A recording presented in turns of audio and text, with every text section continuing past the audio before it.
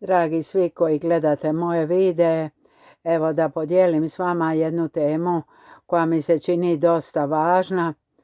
Ljudi se vežu za riječ, a volovi za rogove, kako se to nekad reklo, da se naglasi da kad ti nešto obećaš, da je to svetinja, da ti stojiš iza toga što si obećao ili obećala.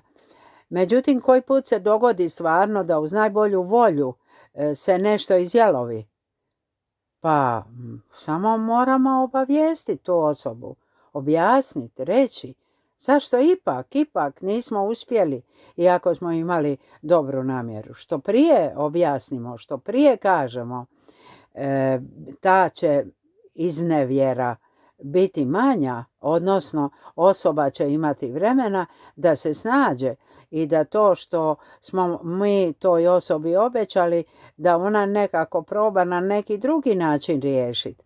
Ako mi do zadnjeg časa ili čak kad je prošao rok kažemo, joj znaš ono što sam ti obećao ili obećala, joj znaš nisam uspio, pa znam da nisi, šta mi sada govoriš, sada je prekasno.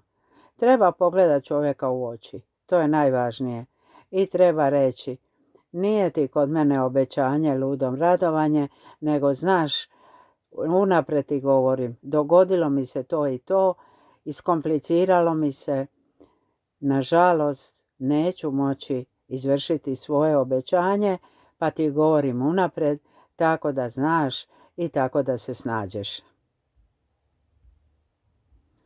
I naravno, tako da ti se lijepo, najljepše što mogu ispričam. Mislim da su to sve itekako važne stvari.